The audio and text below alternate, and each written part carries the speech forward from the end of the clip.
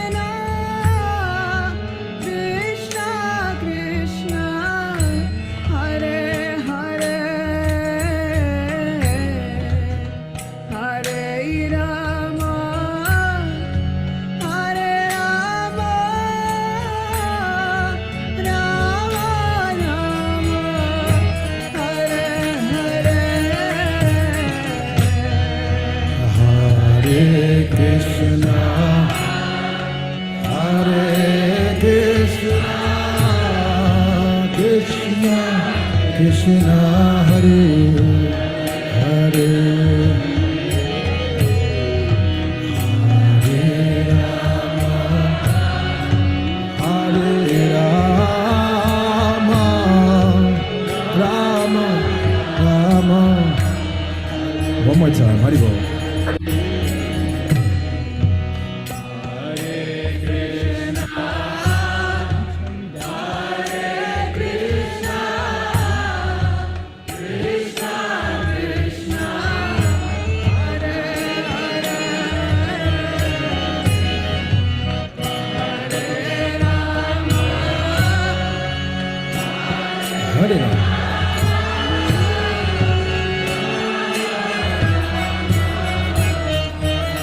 One more time. Haribol.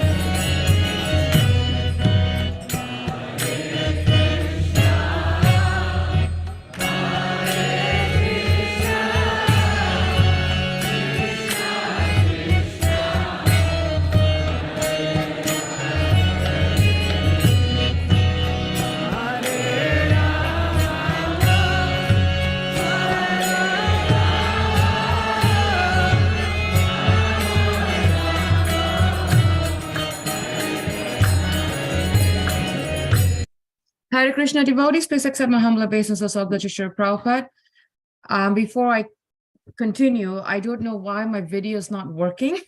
I tried several times. Probably I'm not meant to be seen this morning. I have no idea. So please forgive me for being in incognito this morning, blacked out. But I hope you can hear my voice. We welcome devotees to a morning Bhagavatam class. This morning we will be continuing with Srimad Bhagavatam, Canto 1, Chapter 13, verse 27. The chapter is entitled Dhritarashtra Quits Home, and the class will be given by His Grace Dronacharya Prabhu from ISKCON, Philadelphia. Hare Krishna Prabhu, please accept my humble obeisances. All glories to Gurudev and Srila Prabhupada. Hare Krishna, Mother Anasuya, and Hare Krishna, Harrisburg family. Great to see you this Monday morning. Very chilly, cold Monday morning. Very much so. Been waiting for the cold weather to set in. We got And it spoiled came there in for a full while. speed. Without delay, right, Rona? Yes. It's great to be back with you. Thank you, Mother Anasuya, for having me. We'll jump right into Srimad Yes, Bhagavatam. go ahead. We're studying about Dhritarashtra Quits Home, Srimad Bhagavatam, Canto 1, Chapter 13, text number 27. Om Namo Bhagavate Vasudevaya. Om Namo Bhagavate Vasudevaya. Om Namo Bhagavate Vasudevaya. Om Namo Bhagavate Vasudevaya. Om Namo Bhagavate Vasudevaya. Narayanam Namaskritam Naram Chaiva Narottamam Devim Saraswatim Vyasam Tato Jayamudirajit Nasta Prayeshu Abhadreshu Nityam Bhagavata Sevaya Bhagavati Utamashloke Bhaktir Bhavati Naishtaki.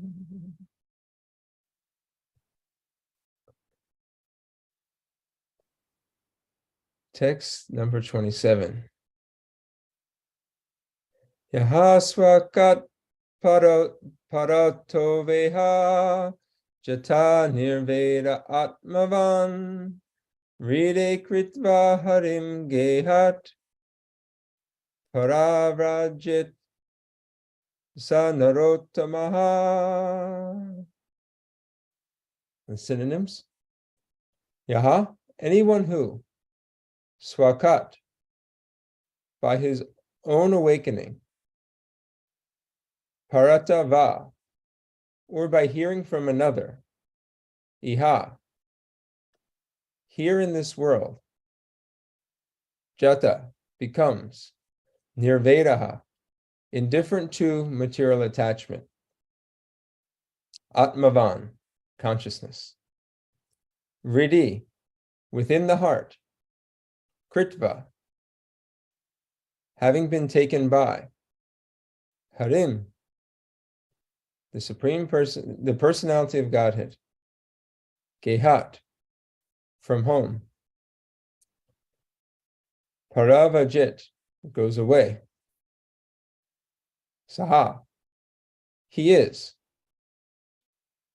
nara uttamaha, the first-class human being. Translation and purport by His Divine Grace, Srila A.C. Bhaktivedanta Swami Prabhupada. Srila Prabhupada Ki Jai.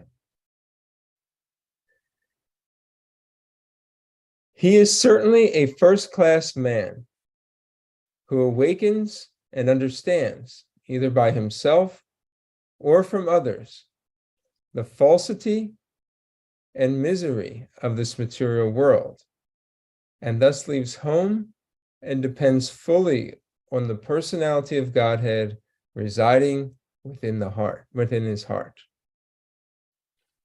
Purport. There are three classes of transcendentalists, namely, 1, the Dhira, or one who is not disturbed by being away from family association. 2, one in the renounced order of life, a sannyasi, by frustrated sentiment. And 3, a sincere devotee of the Lord, who awakens God consciousness by hearing and chanting, and leaves home depending completely on the personality of Godhead, who resides in his heart. The idea is that the renounced order of life,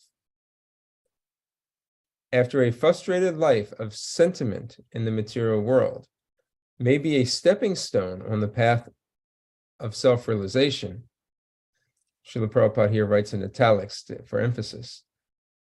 But real perfection of the path of liberation is attained when one is practiced to depend fully on the Supreme Personality of Godhead, who lives in everyone's heart as Paramatma.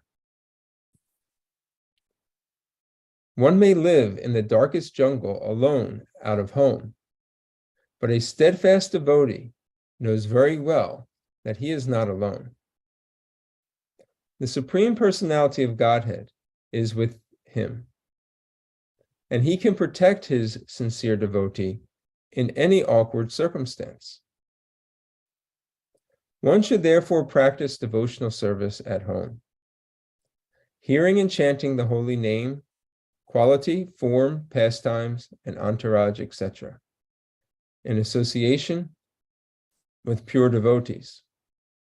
And this practice will help one awaken God consciousness in proportion to one's sincerity of purpose.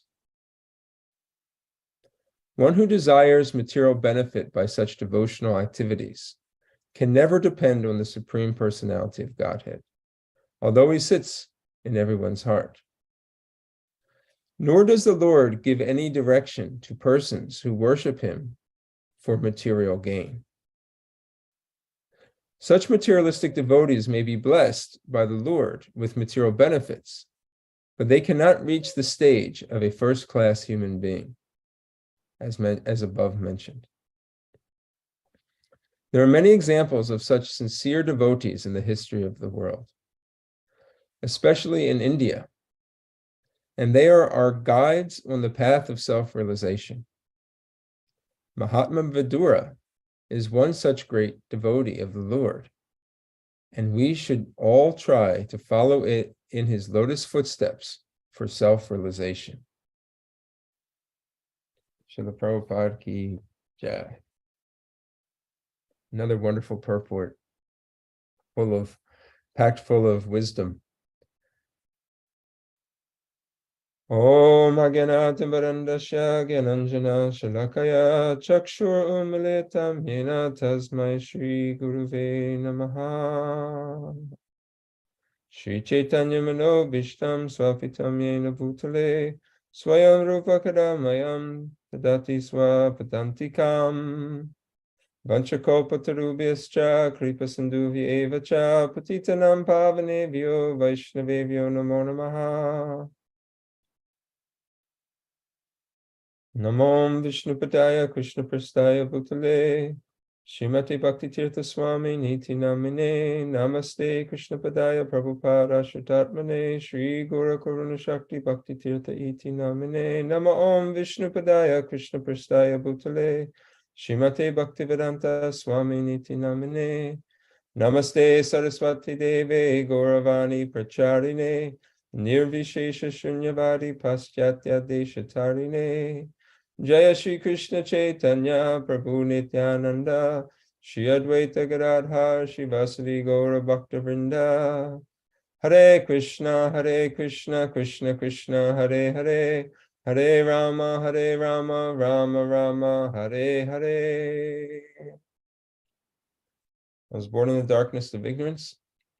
My spiritual master has mercifully opened my eyes with the torchlight of knowledge. I offer my respectful obeisances unto him. Before we begin, offer our respectful obeisances unto His Divine Grace, Srila Prabhupada. By his mercy, has brought this transcendental wisdom of the Srimad Bhagavatam to the West. Without him, we would have no knowledge of this. He's given us the Bhaktivedanta purports, which allow us to understand and guide us in these teachings. We see in these collection of verses with Mahatma Vidura, I won't tell the whole story because we're kind of in the middle of it. But if you've been following along, you're able to see the power of a person who is self-realized. And why Krishna sends these self-realized souls into this world is to uplift and open the eyes of those who are materially contaminated, materially blind, from the ignorance of the illusion of Maya. This purport, this translation says, he is certainly a first-class man who awakens and understands, either by himself or from others, the falsity and misery of this material world, and thus leaves home and depends fully on the personality of Godhead residing within his heart. There were three brothers, Vidura, Pandu, and Dhritarashtra. They were all sons of Vyasadeva,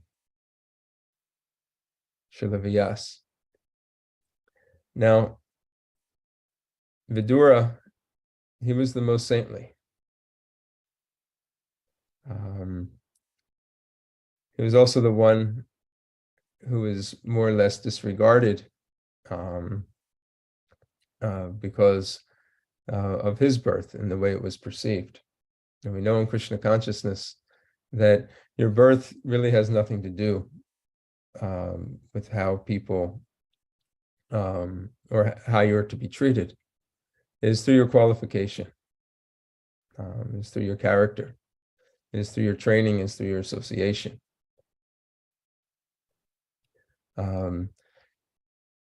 At the very end of his life, Pandu, we know he died untimely.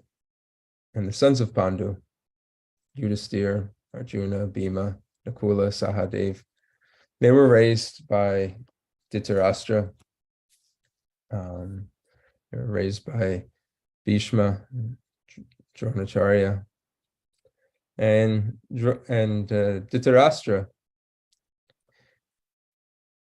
due to his attachment to his own children. And this attachment is very natural. In these teachings, this is the kind of the end of the Mahabharata, is where the Srimad Bhagavatam begins. And we'll find that these same very attachments and the teachings against the attachments are very true to us today. Family attachment is one of the strongest. And it's there's healthy family attachment and there's unhealthy family attachment. And Srila Prabhupada alludes to this in the purport. If your family attachment makes you forget about God and actually causes separation, if it develops a consciousness of this is mine, this belongs to me, these are my children, those are somebody else's children, this is my responsibility, that's somebody else's responsibility. And that impression it goes so deep that one actually forgets that God resides within everybody's soul, everybody's heart as the Paramatma. and that this is my family in this particular lifetime. But I've had many, many lifetimes. And I've had many, many different families. And these are souls that have been entrusted to me in this particular lifetime. And let me do my best to bring them to the platform of service to God. If we're able to do that, it is very healthy.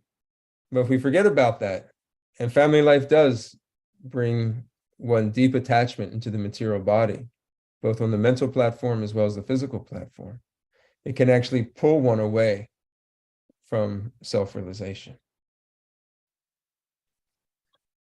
Dhritarashtra's case was he became more and more attached to family and further attached to God. You had the Pandavas on one side, who were very strong, deep, faithful devotees of the Lord. Krishna was present to both of them.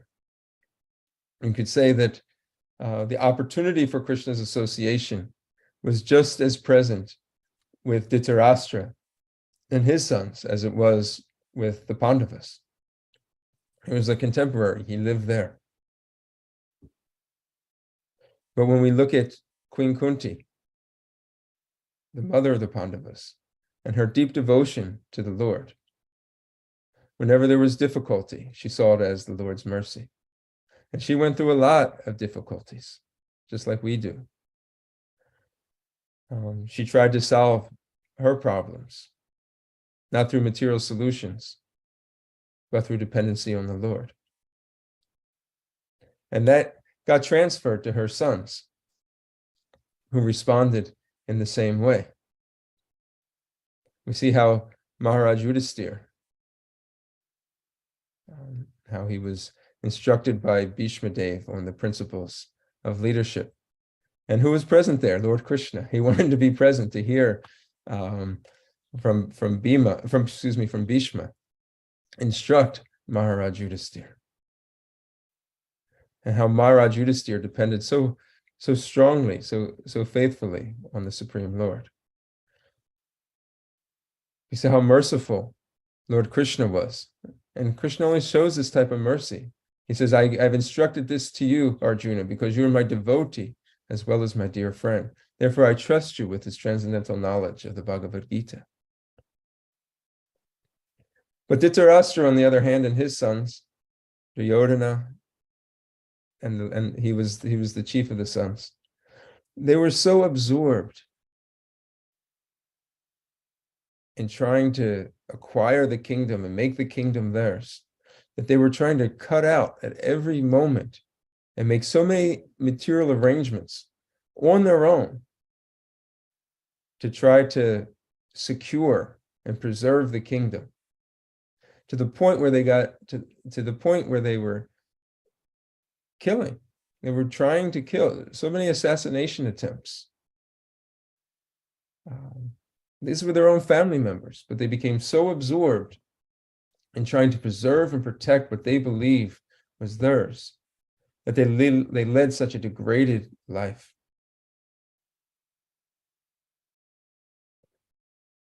Even when it came to the point where the war had to happen,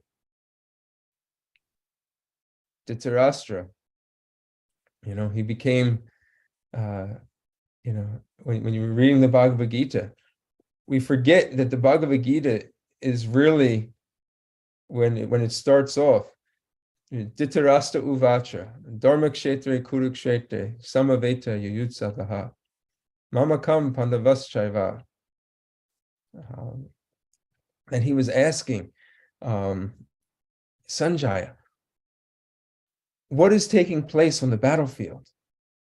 What are the effects? What are my sons doing? What are the sons of Pandu doing? And he's thinking, is the effect of the holy place, the battle, is it going to have benefit to my sons, or is it going to have benefit to the sons of my brother Pandu? And Sanjay is actually relaying this whole conversation to Dhritarashtra. So all that is being spoken is really what Dhritarashtra is hearing. And it's quite funny, at these first couple chapters, you can see the emotions and the way that Sanjaya is conveying what is happening, especially how Arjuna is being, when Arjuna becomes very depressed and says, I will not fight, and how it's relayed to Dhritarashtra. He actually becomes enlivened. Yes, Arjuna was not going to fight. We're going to win. He's thinking this way. It's one way to look at the Bhagavad Gita, is through the eyes of Dhritarashtra. Of course, even through hearing these words of the Bhagavad Gita, Dhritarashtra heard the same words that Arjuna was hearing. Arjuna became enlightened. Dhritarashtra, he became frustrated, because his goal was based on his strong attachment, and that was, let my sons win. Let me claim, at least to let my sons gain what I had lost. And what he had lost, what he felt, was the kingdom. That being the oldest son was his rightful claim, but was taken away from him because of his handicap, which was blindness. His vision was impaired, and that stayed with him the whole time. And his material vision, because it became impaired, and he allowed that to affect him, he actually became spiritually impaired.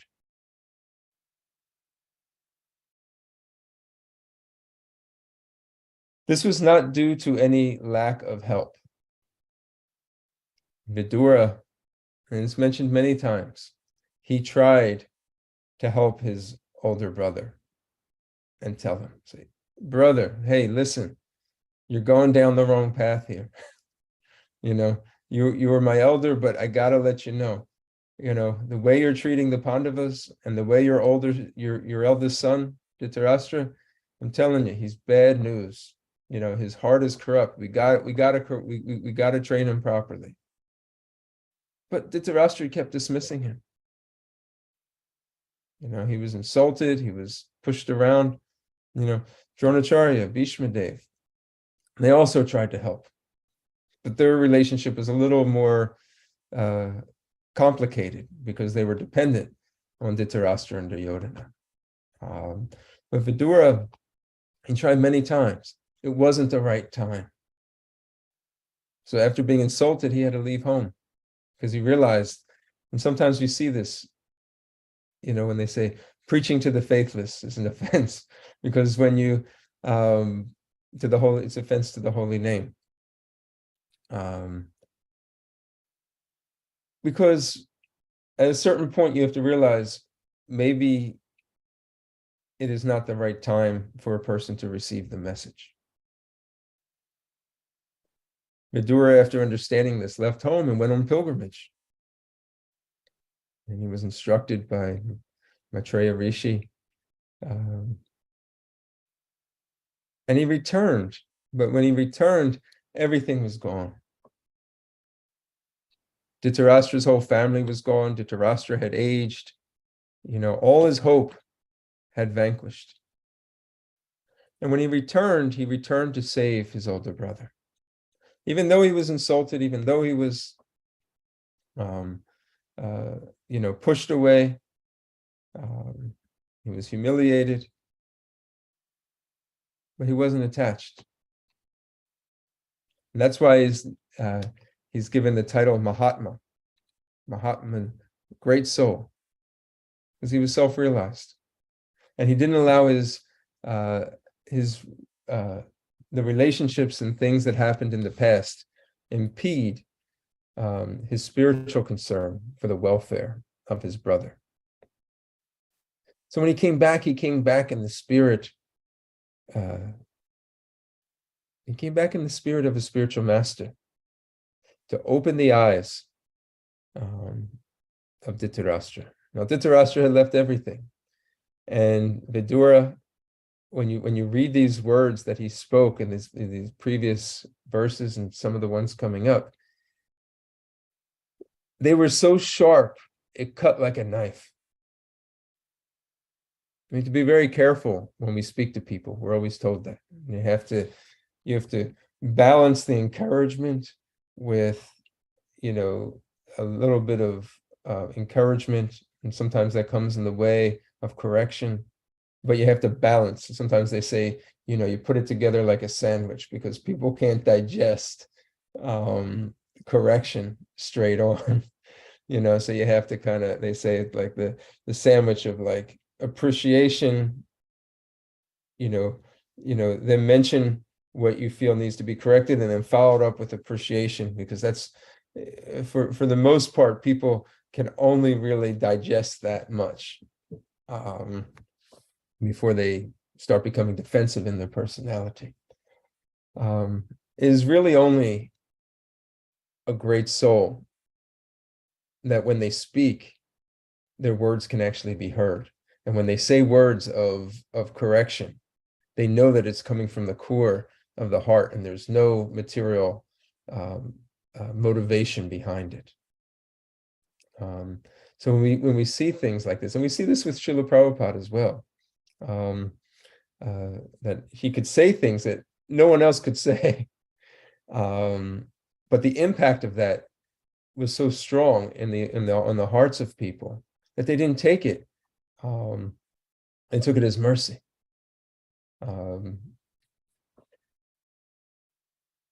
So when we read these words of Vidura speaking to Dhritarashtra, we could see that the heaviness of it. But when we look at the heaviness of it, Dhritarashtra was in a very desperate situation, and he brought that out. You're living at the home. You're completely dependent on somebody that for years you tried to kill and assassinate in some of the most horrible ways. And then you're sitting here eating their food, acting like you're just like the caring uncle. How pathetic is your life? You lost. Everything you invested in was a failure. You lost. Now wake up to life's true purpose. Your body is failing you. You can't eat properly. Your body doesn't function properly. You can't remember from day to day what is happening. And you're going to sit here and die in this way? I mean, really, really heavy stuff that only a person taking the role of the guru can impart. We see this also with Krishna when he spoke to Arjuna. When he said, "You're speaking foolish words, Arjuna." Well, you're acting like you're a man in knowledge, lamenting for the body, unknowing that the body is temporary and the soul is eternal. You're giving me all these great arguments, but you forgot the ABCs of life. Vidura, it's not that he forgot the ABCs of life, he never even was able to execute and understand them. But by the compassion of his brother, who came and gave him these instructions, he was able to, at this point in his life, now the ground was a little bit more fertile. Before in his life, it was rejected. But now the ground, because of his circumstance, his age in life and everything that had happened, he'd become the rightful, his heart had become prepped. The soil of his heart had become tilled by the experiences of life beating him up, that the instructions of God consciousness were able to be planted within his heart at this point. Srila Prabhupada starts off by saying that there are three classes of transcendentalists: the Dhira, one who is not disturbed by being away from family association. Dhira means one who is sober, one who has strong knowledge of reality, distinguished from illusion, spirit distinguished from matter. Family attachment is the hardest of all to break. But so one actually gets to the point where they're not disturbed by being away, is at a very elevated state. The second one was a renounced order, one who is a sannyasi. And Srila Prabhupada qualifies this as a sannyasi who is frustrated by sentiment. And the idea is that relationships in this world and circumstances in this world bring about frustration. The four aspects of religion, dharma, artha, kama, and moksha, performing religious activities in a good way according to the scriptures, brings about benefit, artha, material gain. That material gain, and it comes in many different ways. It could come in the form of education, it could come in the form of wealth, it could come in the form of beauty, it could come in the form of, a good family, etc. Then one wants to enjoy such, and that is kama. And you try to do it in a righteous way. But the material world is designed in such a way which our material life, even if we have good karma, and that we're able to enjoy, it brings about frustration. Because the relationships don't end. And each person we have a relationship with also has material desires.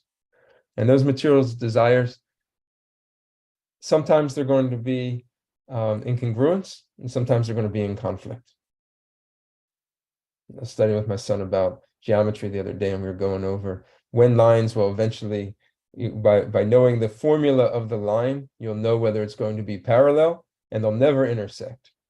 And when even though they may look like at some point that they're not going to intersect because they're so far away, eventually, because they're sloped in a certain way, they will eventually intersect. And material desires with our relationships, unless we are completely aligned with Krishna, they will intersect. And then eventually they'll go back far away again. So sometimes our material desires, they intersect with each other and causes conflict. Unless God is in the center, conflict will always happen. Even if we have a lot of money, even if we have good health, even if we have good education. And that brings about a deep sense of frustration. So a sannyasi in the second class is from a person who's just had enough with the material world. And they just want to reject everything. Detachment brings about this sense of also impersonalism, and that is the danger. This impersonalism becomes very attractive to such a transcendentalist because they've had it with relationships. They become overly frustrated. So this idea of just not going to a place where relationships don't exist, there is no form, there is no, bodies and character and individuals, just kind of this idea of merging with this supreme spirit and kind of going into this sense of contentment and non-existence seems very attractive.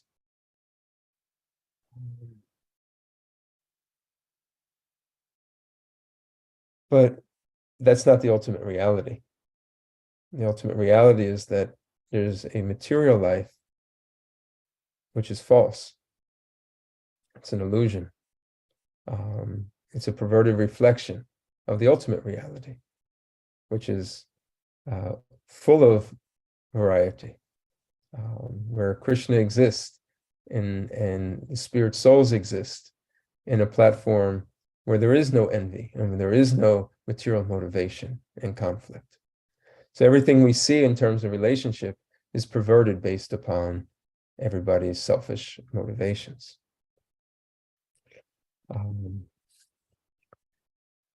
The danger for a person who takes to spiritual life out of frustration and frustration only, is that, and they follow the path of impersonal realization, is they can never fully depend on the Supreme Personality of Godhead, because they don't have a relationship with God. The core of their relationship is to try to detach themselves from this material world and try to identify that there's a spiritual reality without any type of personal God. And it becomes a very dangerous situation. And Srila Prabhupada, in this purport, goes on to speak about this idea of danger. And he says that one may live in the darkest jungle alone out of home, but a steadfast devotee knows very well that he is not alone. However, one who is doesn't have a relationship with God, you're left alone. You've left your material attachments, which is a step. And Srila Prabhupada, he writes in this sentence, he says, the idea is that in the renounced order of life, after a frustrated life of sentiment in this material world, this may be a stepping stone on the path of self-realization, a stepping stone, but real perfection on the path of liberation is attained when one is practiced to depend fully on the Supreme Personality of Godhead, who lives in everyone's heart as the Paramatma. Unless one has a relationship with the Supreme Lord, is educated in the science of the Bhagavad Gita, of the Srimad Bhagavatam, of the Bhakti scriptures, supporting Bhakti scriptures, one won't know who the Supreme Lord is and how to have a relationship with the Lord, and why it is Krishna and Krishna only that one should fully depend on. And if you don't have that, one has to live a life of fear. Srila Prabhupada compares it to the darkest jungle. If you go out and just walk the street at night with the street lights off, and you start walking around the neighborhood, sometimes it gets a little spooky. Is a dog going to come out and jump me and bite me? Stray dog, or you hear these sounds. And I live here in the city, so there's always these sounds going on. Those that live in the country, in the wilderness, you wonder, okay, if something comes, what is my defense? How's my body going to be taken care of? What to speak of a person who goes into the jungle, into the forest, a yogi, one who's searching after self-realization. If you follow the path of Astanga Yoga, and this is the path in which Dhritarashtra was going to go to. He's going to go out into the forest and leave his body. If one isn't dependent upon the Lord, one feels alone. And when you're alone in the wilderness, that is the most desperate feeling a person can have. My own personal safety, who will take care of me? Who will take care of my meals? Where will I get my food? How will I take care of my body? Yourself is limited and dependent. And we begin to look at our own dependence on so many other things, our own shelter, people that took care of us, money, all these things that we depend upon. Now, who's going to take care of me? Who am I fully depending upon? And if you don't have any belief in God, you're basically all alone. And Srila Prabhupada continues on, the Supreme Personality Godhead is with him, the devotee, and he can protect his sincere devotee in any awkward circumstance. When we look at Srila Prabhupada, who represents this third class of devotees, the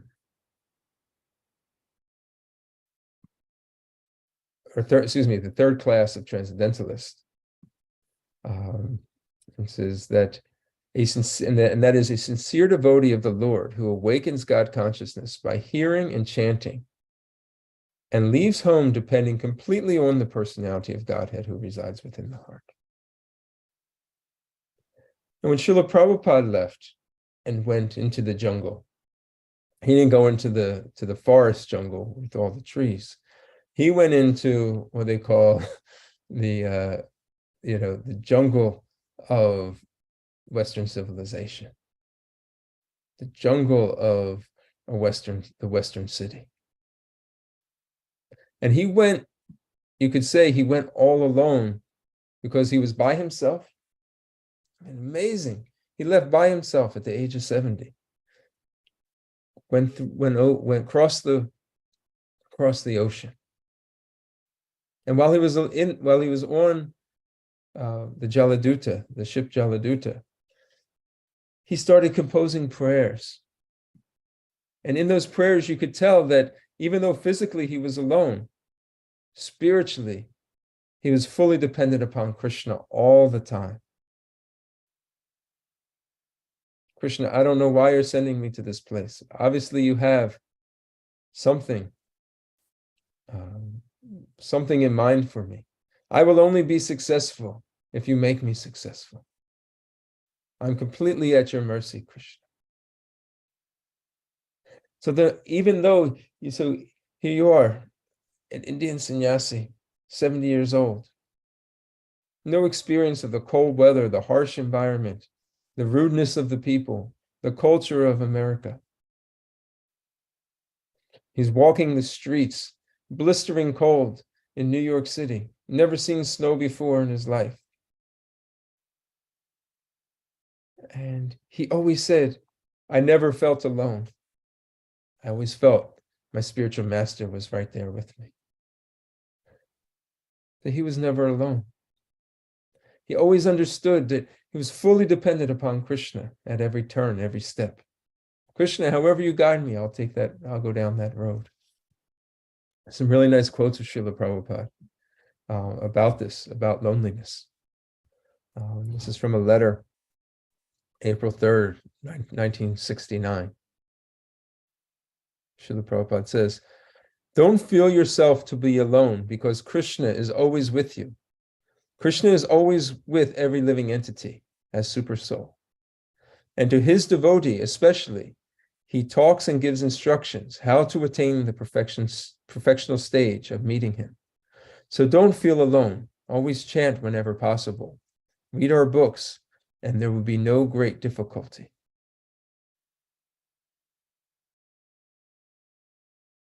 Another letter, March 30th, 1968. Srila Prabhupada says, please don't feel lonely. Krishna is always with you, and I shall pray for you and to Krishna also that you may make progress more and more in this faithful discharge of the duties of Krishna consciousness. This last one that I'll read. This is from a letter, August 19th, 1968.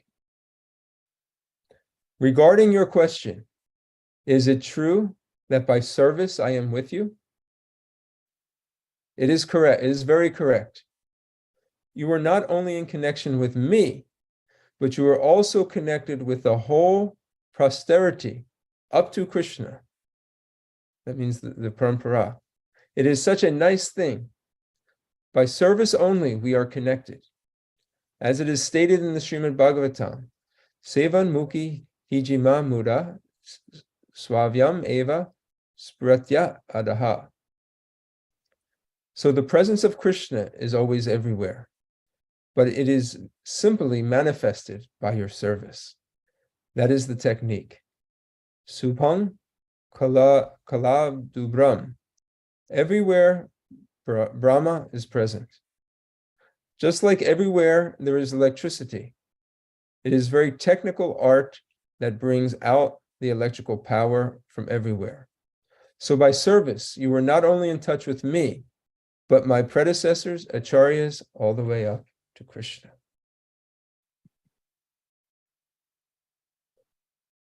So, in conclusion, he was speaking about the first class. Vidura was speaking to Dhritarashtra about the first class being. And this first class being is one who is able to know that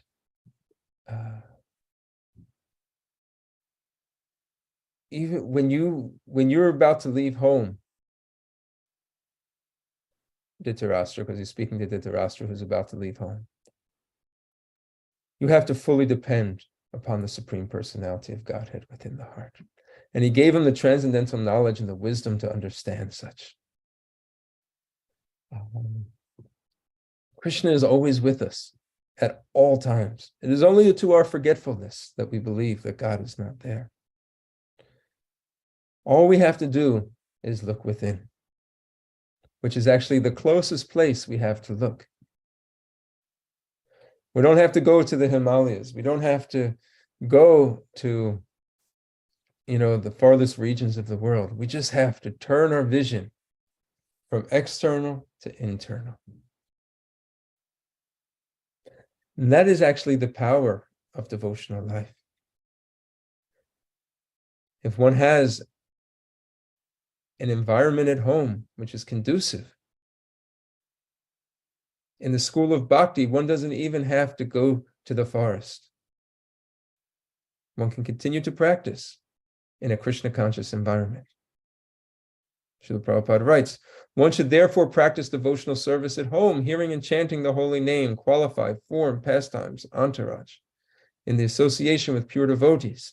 And this practice will help one awaken God consciousness in proportion to one's sincerity of purpose.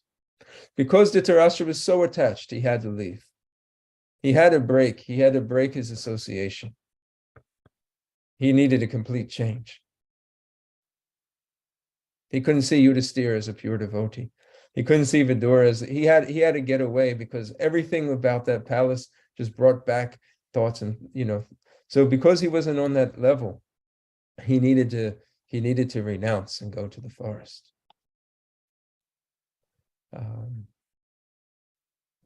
So the takeaway here, understanding that we all need that relationship with God. Dhritarashtra didn't have that relationship. Therefore, at the end of his life, it became very complicated. By the mercy of a pure devotee, his eyes were opened spiritually, which was blind throughout his life. Okay, well, stop now, see if there's any comments, questions, and takeaways. Thank you. Hare Thank you Krishna. so much, Dronacharya. It was a very sweet meditative class.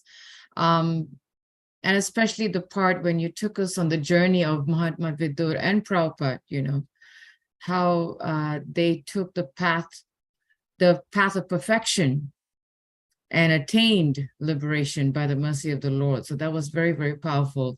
Thank you so much for such a meditative class. Would like to ask devotees if you have any questions, any comments, or any takeaways, please do unmute yourself and share and ask your thoughts, share your thoughts, ask your questions so that we all can learn and benefit. There's one thing, Dronacharya, that I was reading in this verse a few times as you were giving the class, how Srila Prabhupada says that a steadfast devotee knows very well that he's not alone. And sometimes we ask ourselves, what does it mean to be a steadfast devotee? Because when we go through challenges, it's human nature, right? To always feel, my goodness, is Krishna really there? Like, is he really taking care of me? Because we go through that emotional, that emotional bumper ride. So how can we build, or how can we develop the mood of steadfastness, nishtha, and so that we know that we are not alone? Nice question. One, we should always, so we have the scriptures, and we should regularly read the scriptures, just like we're doing here. And you have the classes on Srimad Bhagavatam in the morning, you have Bhagavad Gita at night, and we listen to different classes during the day. We surround ourselves in an environment that is constantly reminding us about our eternal position. Because if we're in an environment that's constantly reminding us about our material position, that is what's going to leave the strongest impression on us. So, and we can feel this if we're just kind of away for several days. We may miss class for several days, or we may miss, reading or associating for a couple of days. We actually feel ourselves being kind of like a sponge that soaks up, the material energy, and it impacts us. So being in that environment that of the spiritual energy brings about that consciousness of Krishna is always there. Chanting the holy names, because Krishna is always there in his holy names. So the more we chant, the more we hear the chanting, and the more the spiritual energy and the vibrations of the chanting are around, that will bring about a remembrance. Shravanam and Kirtanam, these are the two foundational principles of Krishna consciousness: hearing and chanting. Always hearing, always chanting. And that brings about Vishnu Smaranam, remembrance. And then there are the other processes of devotional service as well. There's the Archanam. If one has an altar at home and you have deities, you spend your time worshiping the deity. Instead of worrying about your own vanity and things like that, you start to redirect and focus on the deity. Those that may serve the deity at the temple, make a time, to come and perform some archana, some seva that way. And then your prayers, start developing an internal relationship with the Lord through the life of prayer. And you'll see that, and through so you're able to actually change material sentiment to spiritual sentiment, depending on God, letting God know your thoughts, let God know your struggles. And then finally, just learn and follow in the footsteps of the spiritual master. Really study the life of the pure devotee, and how these pure devotees, they act in throughout their life and in difficult circumstances, how they respond and how they encourage devotees during their difficult times. And these are some ways by which we can develop a deeper steadfastness and become situated fully in Krishna consciousness. Thank you so much, Dronacharya. That helped a lot. Thank you. Because that keyword, steadfast, was like, okay, got to snap up. I mean, got to step up, like, okay. So that was nice. Thank you so much for addressing that question. Yes, Parikshit, my husband, go ahead. Hare Krishna. Hare Krishna. I accept the humble obeisances. Prabhupada. So in this purport, the Prabhupada mentions 3 classes of transcendentalists. And the second one is one who is in the renounced order of life, a sannyasi, by a frustrated sentiment. Now he explains it a little more in the further down the purport. Frustrated life of sentiment in the material world, that may be a stepping stone on the path of self-realization. Now, as soon as I read that, then this thought hit me, because this was a situation that's been going on in ISKCON, and I just simply like you to comment on it. And that is some devotees male bodies as grihastas were trying to quit that particular ashram because they were having frustrations with the family, and they thought they didn't want to leave Krishna consciousness, so then they were saying, oh, can I become a sannyasi? This was a situation that was going on for a while. Some Srila Prabhupada disciples mentioned that also. I heard that. So wouldn't that create a problem in the ashram, in the Grihastha ashram itself? And that's what I was thinking. That just like your comment on it, your take on it. That's all. Hare Krishna. Hare Krishna, Prabhu. This is a very, very nice question. I would like to hear your perspective as well. I'll share mine, and then I'd also like to hear yours. You know, you're my senior god brother. So, because you asked, I'll just share a few things, but I would like to hear yours. So, like, the sannyas ashram is a very difficult when you read about it, and when a person leaves a situation out of frustration and they're not, it'll usually just lead to more frustration. In this world, we have this tendency to think that the grass is always greener on the other side. That, okay, I'll leave this situation and I'll go to another situation because it's going to make me happier. And then a couple of years later, you realize, okay, this situation didn't make me happy, so I'll go to another situation. In the material world, people do that with jobs, right? I'll do this job for a little bit. Okay, it's not making me happy. I'll go to that. Okay, this house isn't making me happy. I'll go to this other house. This car is not making me happy. I'll go to another car. This family is not making me happy. I'll go to another family. And we just jump around.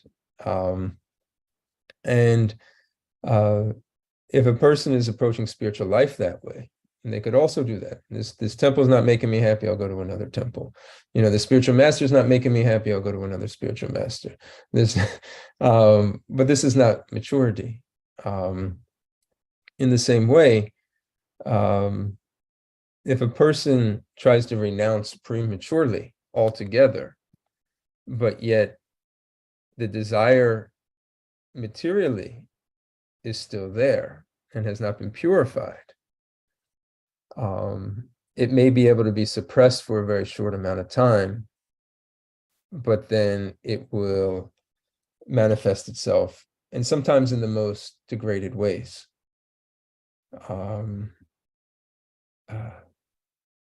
Where you see, you know, somebody may take to the renounced order of life, but then they may fall back again and start associating again with the opposite sex, you know, years later. They may leave their family altogether. Okay, everybody celebrates and says, oh, wow, he's going to become a sannyasi. They're going to preach. And then years later, they realize, actually, this was not, I wasn't being true to myself. I wasn't being real. You know, I entered into this prematurely. And it becomes a disturbance to society because, one, the sannyas ashram, which is a very highly elevated platform, it's the final stage of life in the Varnashram system. And it's they're actually out of all the stages, that is like the highest guidance point within society, you know. And you can see a person who's well situated in the sannyas ashram, they're very, very powerful.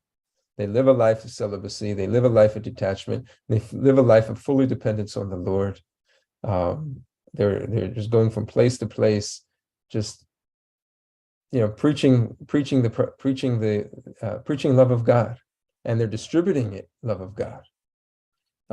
When Maharaj Yudhisthira saw Vidura, he said, "You are a holy place personified, and you're more merciful than the holy place, because the holy place is situated in one place, but the holy man is traveling from place to place, bringing Krishna with them wherever they go. You don't have to go to the holy place to get Krishna. He's actually taking Krishna from the holy place and distributing them." So sannyasi is a very highly elevated, the most highly elevated position when they're properly situated in Krishna consciousness. So if a person takes to that prematurely, they also compromise and give almost disgrace to something that is the most sacred. And then it also breaks the faith of others. I remember when Srila Prabhupada was asked by his friend Narendra, why don't you come and I'm going to introduce you to a sannyasi, he's a really saintly holy man. And Srila Prabhupada said, I've seen so many of these people, so many of these people, they've come and they're all just begging for money and they're just into their own self. Because there are so many pretenders that it changed the perception and reputation of something that is supposed to be very, very highly elevated. And then the last thing I'll say is that, if somebody takes to the realm of sannyasi prematurely, not only does it bring disgrace to the person, brings disgrace to the ashram, if they're unable to withhold their vows. We've seen actually sometimes their material desires manifest in very perverse ways, whether it's through illicit relationships while in the sannyas ashram, even with minors, etc., which is the most degraded of all. And the other part of it is when leaving that, making sure that those who are dependent upon you are being able to be fully taken care of. When Srila Prabhupada took sannyas, his children were already of a certain age, where they could take care of themselves, they could take care of their, his wife. So it was done in a responsible way. It wasn't done in an irresponsible way. Now I know within ISKCON, they've understood that this was a challenge in the past, with so many different sannyasis falling away. So they have like a sannyas committee where they make it very difficult for a person to take to the sannyas ashram, because they want to make sure a person is really genuine in their desire. You're not going to change your mind 2 years from now and decide this wasn't for you. I did hear one interesting thing on this, it just came to my mind. I forget which sannyasi was talking about this, and he was saying, the question was, why did Srila Prabhupada make so many sannyasis in the beginning? Did Srila Prabhupada know that many would, and many of them, some of them, were able to, maintain their whole life as sannyasis, but why did he allow this in the beginning? And, and Srila Prabhupada understood the power of sannyasis and their ability to preach and to spread the Krishna consciousness movement, and taking that risk, for the purpose of preaching, which is the purpose of sannyas in this age, is for preaching the Krishna consciousness. Is like almost like, you need generals on the battlefield. And sometimes, those generals, maybe not everybody is going to be a survivor, but at the same time, the duty called for that. And those devotees, I'm sure making that sacrifice for Srila Prabhupada, for the Guru Parampara, Krishna understands the situation. If there was later, some difficulty, as long as it wasn't, where they damaged, really severely damaged other devotees in the process. But some just, due to weakness of heart, they just couldn't keep up with their commitment and their vow, but did tremendous service in spreading the Krishna consciousness movement. So I think there's cases, some really bad cases, and some cases that are maybe a little bit more understandable. Anyway, these are some thoughts that I had for Parikshit Prabhu. Thank you very much for taking on this situation. Yes, but I heard also, I've heard from his own mouth, the recording of it, that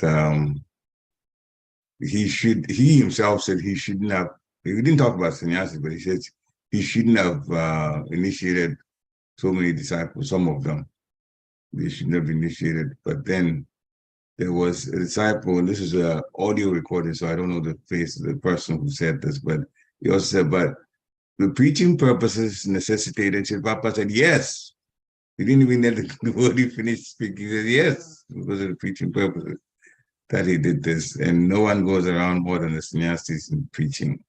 So that particular ashram, that decision was made by Srila Prabhupada. And as you've already said, it was a risk. But initiation, the whole point is also, there's some risk involved.